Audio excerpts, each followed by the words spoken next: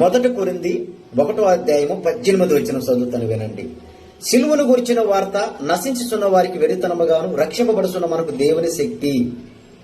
నశించే వారికి వెరితనంగా ఉంది అంటే అర్థం ఏంటంటే 3 మేకులు పీక్కలేకపోయాడు, ఆ చెక్క మీద చనిపోయాడు, ఆయన దేవుడా అని చాలా మంది వెగతాలు చేస్తున్నారు. సోదరా, పొరపాటు, మీరు అలా అనకూడదు. ఎందుకంటే దానికి ముందు దానికి వెనకాల చరిత్ర తెలియకుండా మీరు మాట్లాడుతున్నారు. అయితే రక్షింపబడుతున్న వారికి మాత్రం అది దేవుని శక్తి. రక్షింపబడుతున్నవారంటే ఆ గ్రంథం ఏందో తెలుసుకొని, ఆ మందిరానికి వెళ్ళి గ్రంథంలో ఉన్నటువంటి విలువలు ఏందో తెలుసుకొని, ఆయన గొప్పతనం మీద తెలుసుకొని ఆయన ఎందుకు విశ్వాసం ఉంచారు. వారు ధన్యులు. ఆయన బాధ, ఆయన కష్టం తెలుసుకున్నారు. ఆయన నిజమైన దేవుడు, ఆయన పరిశుద్ధుడు, పాపలేని మానవుడు అని తెలుసుకున్నారు కనుక ఆయన విశ్వాసం ఇచ్చాను. ఈరోజు నేను కూడా అలాగే ఎన్నో కొన్ని కోట్ల మంది ఈరోజు ప్రభువుని అంగీకరించారు. వాళ్ళందరూ నిత్య జీవానికి పాత్రులే. మరి నీవు దేవుని యొక్క సిలువుని ఎగతాళి చేస్తున్నావు సోదరా.